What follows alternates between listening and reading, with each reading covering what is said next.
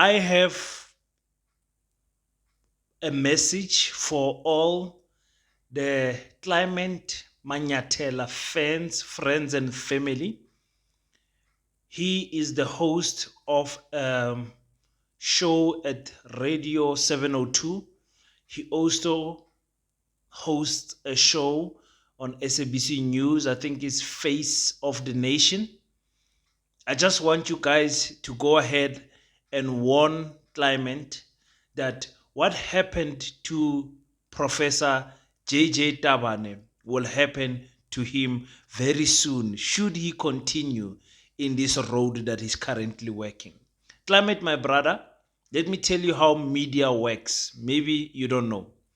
You have all the right to criticize the ANC. You have all the right to criticize the MK. You're doing very well in that. You have all the right to criticize the EFF, the ATM, and all those parties. But the moment you set foot in the waters of the DA, your career as a presenter in the media space is over. Let's talk about that and much more. Welcome to King Said So, Africa's one land, one language, one currency, one army on King Said So. Africans can unite. Your Pan-Africanist podcast.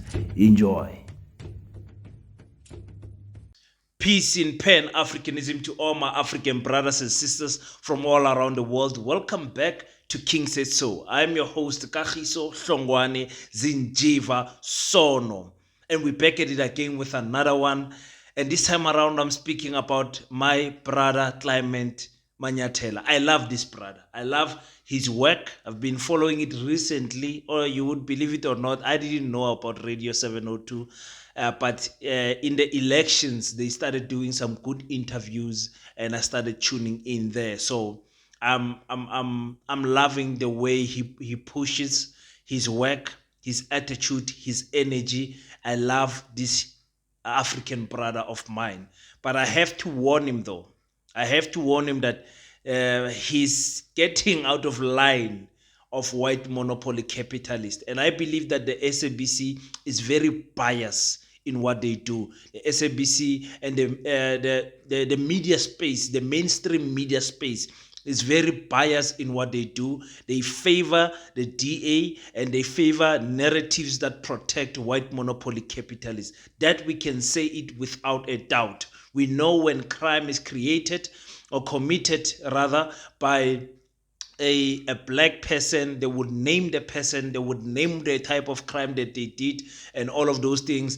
For example, Umamunomsa Masuku, they said that she stole some money at Standard Bank, right? They defrauded Standard Bank. But with the case of the bank manipulating our currencies, we never got to hear the individuals. The crime was never given the face. The face of the crime was never given to us. It was just banks. And we know this crime was committed because those banks, some of them paid off some fines in admission of guilt. So with black people, you name the person, you shame the person, and you publicly prosecute them. But with white companies, you just name the company and you name the crime, but you don't name who did it, just to protect the faces of white people. So Clement Manyathela has, as I was busy recording another video, I saw a video of Clement asking questions that we've been asking in this channel, that how will the DA act when they are in power?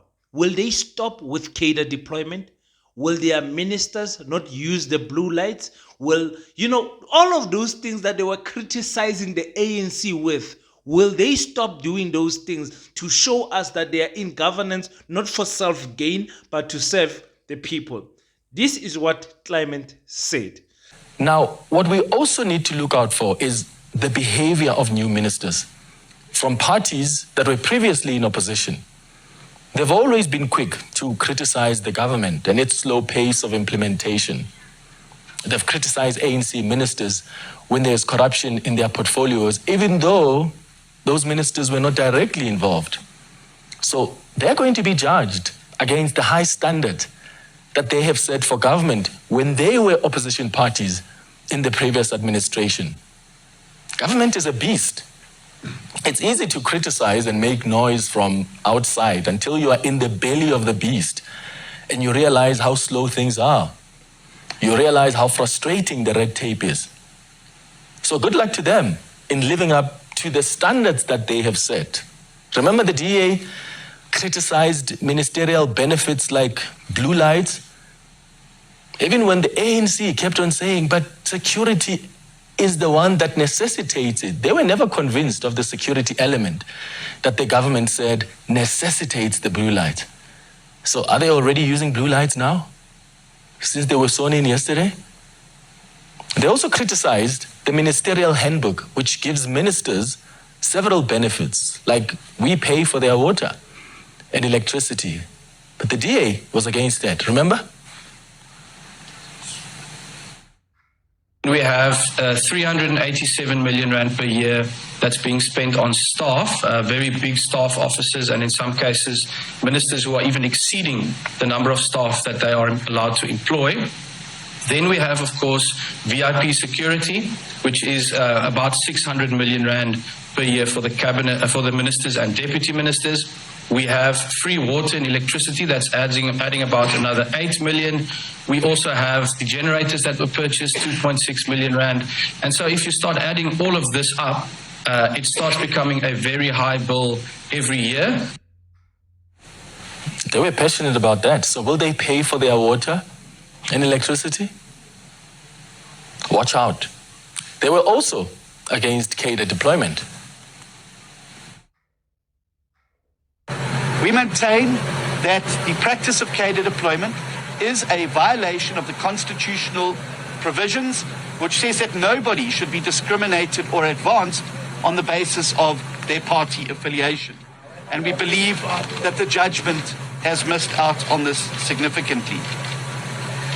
We believe, too, that the recently released cadre deployment minutes, which are now in our possession, and which we are busy collating, compiling, and putting into a searchable database, flies in the face of the court's so-called suggestion of a bright line between the state and party. And yet they wanted to have DG contracts negotiated and for DA ministers to be involved in the DG's appointments. Now watch who the ministers from the DA will be appointing in their offices, and even in key positions in government and government entities under their departments. And whether or not that's not going to somehow speak to the same cadre deployment they've been against over the years. They were also against a bloated cabinet, right? We've now had an even larger cabinet with even more ministers laid on top of it, with another broken promise to reduce the size of cabinet. We had the same promise made in 2019 that there was going to be a review of the cabinet size, and here we are with an even larger cabinet. Bear in mind that each cabinet post costs the citizens of South Africa 37 million rand per year. We now had over 70 million rand added to our bill. And now they are firmly in the very same bloated cabinet, which is going to cost you and I as taxpayers even more. The point here is, let's see if these ministers will behave the same way that they expected ANC ministers to behave over the last few years. I asked Helen Ziller on the show on Tuesday if the DA ministers will refuse some of the ministerial benefits that the DA has criticized the government over the years, and this is what she said. You have been critical as the DA of ministerial benefits when you were the main opposition party. Can you assure our viewers this evening that you will be upholding the same standard that you have been imposing on the ANC in government on issues like blue lights, your ministers paying for their own water and electricity, not taking both houses in Cape Town and Pretoria, for instance? Well, our view has been very well known for a very long time. And that is the DA's approach to things. And I have no reason to believe that our ministers who are currently in government will reject the DA's position on these things. They're there, and Dean McPherson is our Minister in Public Works, and he has got a very particular responsibility in this regard. So I think you need to ask him. I think you need to ask him what his view is on this. The DA's view is consistent and stable on the question of a trimmed-down ministerial handbook in which benefits are significantly reduced. Now, when Clement started asking these questions, I got that JJ Tabane, Professor JJ Tabane feeling like, hey, my brother, you are going to lose your job. And this is why it's so nice for us to be on the YouTube space, because I don't have a boss. Nobody tells me, don't say this, don't say that. Even though I've got, you guys know I've got a lawyer friend that gives me advice, and I've got other friends also that when I say something, they can call me and say, you should have said it like this and that. But nobody can fire me from King Said So. Nobody. Only YouTube can close my channel. You all know what I'm saying. So when he started saying those type of things and asking those questions, I'm like, boy, you're hitting them where it hurts. They don't have an answer to this. You heard Kokozila, she took the question and threw it to someone else and said, no, ask the minister, don't ask me. Our stance does not change. You know, when we look at what happened in Burkina Faso with Captain Ibrahim Traore, when he got into government, he cut the salaries of all the ministers and cut all the benefits and stopped all the procurement of new vehicles. Immediately. Those are people, when they talk and they act, you believe them. Not the DA. Not the DA. When it comes to blue lights, I say 1, 2 cars is enough. Not a motorcade. Not a motorcade. And what is it, you minister, that you are fearing for your life so much that we don't fear? What are you fearing? Because the crime that you are fearing, you cabinet are supposed to take the crime rate down. What are you fearing? What is it that they are fearing, these people, to have a full motorcade for each minister and each deputy? The DA has got now 5 deputies and 5 ministers or 6 ministers. Are they going to cut the cost? Are they going to use their private vehicles? Of course not. Kumnandi ukucula mawungaphandle, but mawusongenile ngaphakathi, you know, you'll be surprised. King Said So has a motorcade, 7 bodyguards and everything. What are you fearing? What is the issue? You understand what I'm saying? So those benefits of the blue lights, water, electricity, sometimes even school fees. I mean, we normal people work our hearts out. And one of the main causes, not in Kimberley, the thing that deducts our money so much from our account is the traveling fee and the food fee. These people have got allowances up to MECs and whatever. They've got food allowances. They can use this money, the MEC's discretion fund. They can do whatever they want to buy food. You guys don't want me to remind you what happened in the Northern Cape, where a particular MEC, a premier, was he premier Lucas, when they bought KFC, I believe for 2,500 rand or something like that. I will check and post it here so you guys can see what these people can do with their money. But now that the DA was criticizing that, we expect that when they come in, they show us the morals and the high standard they were talking about and say, listen, we don't care about other parties, but as for our ministers and our deputies, we're not going to utilize these benefits. Why is it that I'm struggling with electricity, ladies and gentlemen? I'm telling you right now, I'm struggling. Every time I buy electricity, I'm like, yo, these units are moving so fast. A full minister does not have that stress. Do you know how much money you're going to save me as King Said So if you just take care of my electricity bill? switching off the geyser, switching it on, switching on the heater, switching it off. Kimberley is so cold. But you find ministers, they don't have a problem with petrol, they don't have a problem with food, they don't have a problem with nice cars, traveling, accommodation, and they don't have a problem with electricity. When there's load shedding, they've got inverters, they've got generators in their houses so that if load shedding does not affect them. So we are waiting to see, will the DA do anything about that? Cadre deployment, cadre deployment, we never entertained it because whoever entertained that rubbish, whatever court entertained that rubbish, it was just a way of attacking the black ANC. It was not a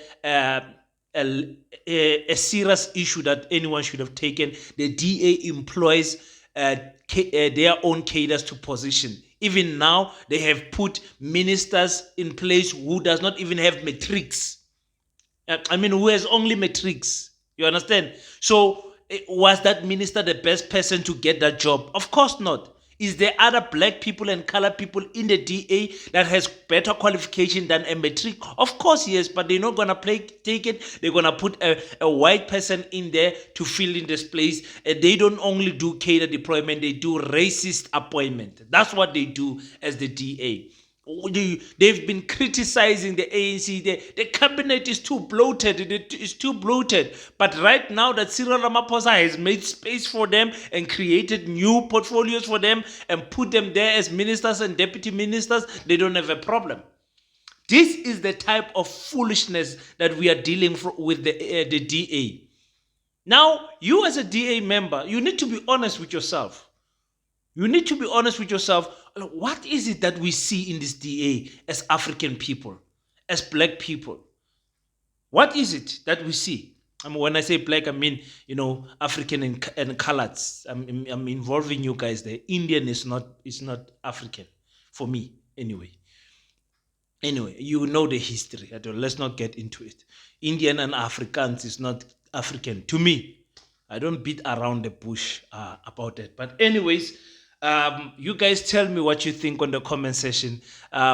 Is these people a total joke, or is it us that are a total joke? But let me touch on this because it's a very important point that we sometimes miss when we come to the salaries of cabinet. 1.4 million. The speaker, I think, is somewhere at 3.2 million per year, per annum. For me, that's a little money. For me. And I've said this many times. I said, if someone gets paid, let me take out my calculator just to see what's going on here. If someone gets paid 1.4 million divided by 12, that person is getting about 116,000 per month. Plus SARS deduction and benefit, pension and whatever, they're probably taking home 70, whatever that amount is. It's easy to bribe those type of people with a 200,000 for a tender. It's easy. For me, I believe that our ministers, our cabinet people are not paid enough, especially if you take what they get paid and compare it to private sector. You go and find what the CEO of Capitec is earning, the CEO of Standard Bank is earning, the CEO of this particular Sibanye mine, and you compare what those people are getting paid compared to a premier, a mayor, a minister, a deputy minister, an MEC. It's easy for those people in the private sector to bribe the government officials because they don't get paid a lot of money, according to me. That's why you saw that situation with Bosasa, how they were bribing people with food, clothes, and everything. It's because these people don't get paid a lot of money. Remember, still on their salaries, there's like a 10% to 25%, depending on which political party you are in, that goes to funding your political party. Remember that. So yes, I wanted to touch on that, but the foolishness of the DA continues again. Don't expect anything from this DA, guys. don't expect anything. I mean, they have called us dogs. I saw there was a petition running to remove Helen. You remove Helen from what, Bantu Benkosi? Nomsusa Gupi, from politics. Huh? You think Helen will be fined like the IEC? I mean, the IEC will find her like they find Ubongi Nkosi, that 150,000. Maybe I should do a video about that also. Maybe I should touch on that also. But anyway, thank you so much, guys. And thank you to everyone that has subscribed on African Mojolo with your boy King. I saw we are almost 700,000. Please, I need your help to get to 1,000 subscribers. If you want to learn anything about dating life, marriages, Mojolo, side piece, main piece, three piece, whatever it concerns love and how we should deal with it in an African way, please go and check out African Mojolo. I think me and you are going to learn a lot from that channel. Until we meet next time, don't forget to pray. After you pray, stand up, African child. Do your best so that God can do the rest. Peace in Pan-Africanism. I salute you.